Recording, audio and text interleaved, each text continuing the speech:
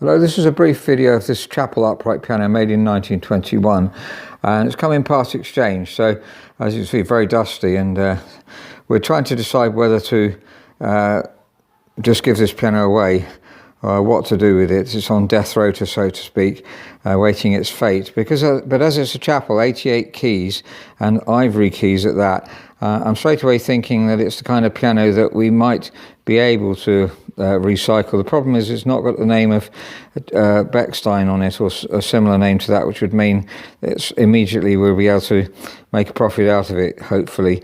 But being a Chappell, and this is a badge on here as opposed to being inlaid brass. But let's have a look at the piano, see if it's going to be possible to make a profit out of it, or on what to do with it. My casework's mahogany, quite plain but extremely dusty, and I've been hanging around doing nothing for a long time. The pitch of the piano is actually over 15 beats flat, at the A's over 15 beats flat, so not far off a semitone flat. This A here says say over 15 beats flat. This D is almost a semitone flat, so very flat. I suspect not being left around, not being used for a long time. So, but the tone here is quite strong. I think if it was pitch raised, it would sound quite reasonable. Now, looking at the inside, someone's changed the tapes here not incredibly long ago, and interesting enough, the hammers, there's plenty of felt left on them, as though they've not been used a lot. So this looks more interesting. Dampers are very dirty. Regulation is not incredibly bad on the dampers, although it's bad, but not as bad as it could be. They're coming off there about halfway to the string, although this one is coming off far too early. So still thinking about this. Then the hinges here, that's another thing to look at. Not loose. I'm immediately thinking the piano hasn't been very much used. There's quite a lot of slack here, so that's there's quite a variety there. The interesting system of repair here, there's one capstan used on top of another, or half of one. So obviously limited work things in the workshop there. But also see the way the keys are numbered. It's important, even if you've got numbers on the keys, to renumber them usually, because you'll find the numbers, although they might be embossed, when you try and put them back on, you're thinking, is that a 7 or is that a 4? I'm not quite sure. The embossing's not so good, so play safe and put numbers on.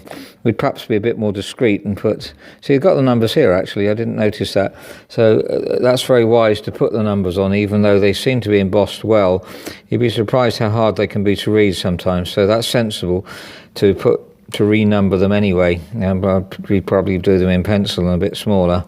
Lifting some keys up, you can see the felts have been replaced, so if we look at the felts under the keys, though, they haven't been replaced, and we find that there is quite a lot of sideways play. It can probably be taken up with the cricket bat here. You take up sideways play by turning that cricket bat shape, that's why it's called that. Just turn it, and we've got adjusters for that, and then you take up the slack. Probably that's the thing to do. You can obviously, ideally, in a top quality piano, replace the felts. So that's another thing to think about. Dampers regulation to the pedal, again, it's quite good really. Let's listen to the break point. For a Chappell, that's not too bad, and the bass strings are sounding promising, slightly out of tune. I think what we've got to do next is to pitch raise.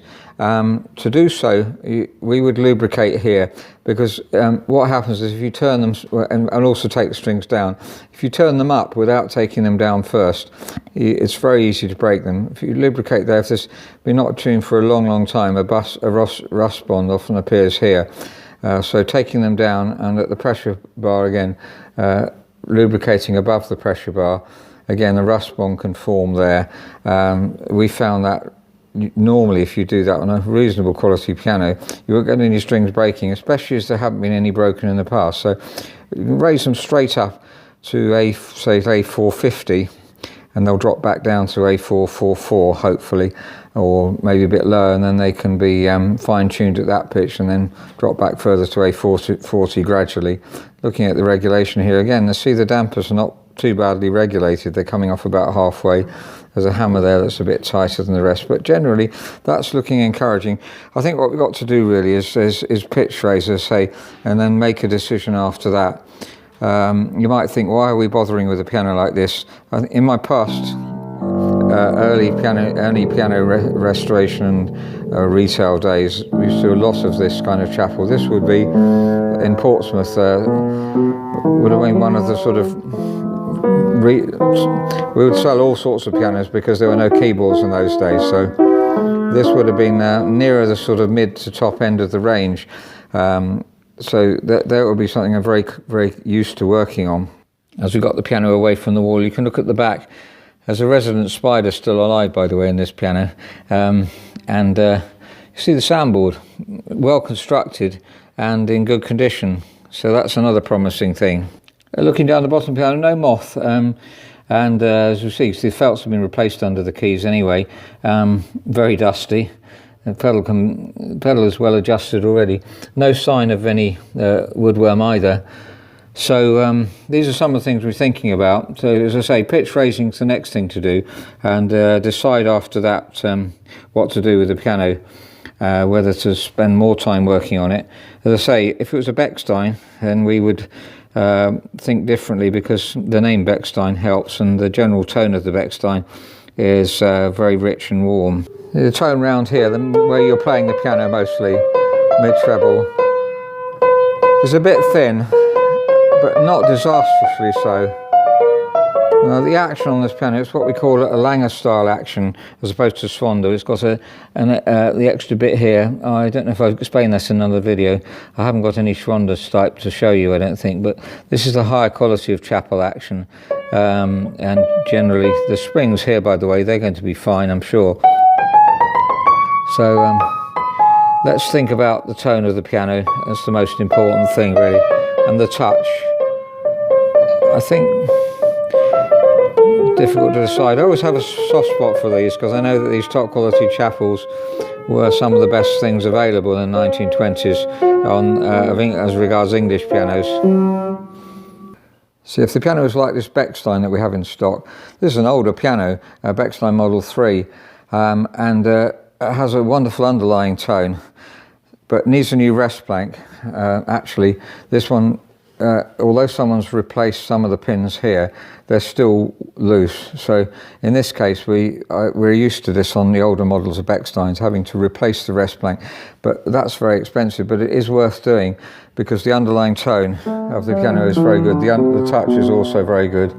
So and the name Bechstein helps. So that one will definitely be worth doing, although very expensive to replace the rest plank. That's the wood behind here that the tuning pins are going into. We've done it quite often with the old models of Bechstein, and they have a wonderfully rich, warm tone. So that's a brief assessment of this Chappell upright piano that's come in part exchange and made in 1921. I have a soft spot for these Chappells, remembering reconditioning many of them in my early days of piano dealing. But it's difficult to make it cost effective nowadays, but it could turn into a very reasonable instrument, a very pleasant sounding one at the same time. So we're going to give, the next task will be to pitch raise the piano and to see what it's like after that, see if the tuning pins are tight or not. Our apprentice tuner is going to have the worrying task of doing that. I say worrying because it's always a worry that you might break strings, but no strings are broken so far, and we've lubricated the pressure points, which tends to mean you're not going to break any. I remember in my early days of piano tuning, a piano shop I worked for in the beginning, they gave me the task of pitch raising a piano which had already had broken strings on it. I didn't know about lubricating the pressure points in those days. Started pitch raising, and one of the very first strings broke. And I mentioned this to the owner, and he said, well, no, I still need it at concert pitch. The person who's buying it wants it at concert pitch. So carried on, and about the 7th or 8th string broke there. In the end, I broke about 10 strings on the piano. I was very inexperienced as well, and by the end of the day I was feeling really shell-shocked, because each time one went bang, you were worried about the next one breaking, and went home trembling to my wife and said, she said, "What's the matter?" "Well, I've been pitch raising a piano and so many strings are broken." And it really was a worrying task, I can assure you. And nowadays, hopefully we don't do that so often. In fact, very rarely do we break strings. If you do have, however big the pitch raise is, if you lubricate first, take them down carefully before you take them up. I don't think it's likely we'll break a string on this piano, but come back and see what happens. I think we will probably work on this piano and sell it as an inexpensive instrument, but it'll all depend on whether the tuning pins are tight and also the tone we end up with at the end of the day. Obviously trying to improve the case a bit as well. So thank you very much for listening, and I hope this has been a helpful video.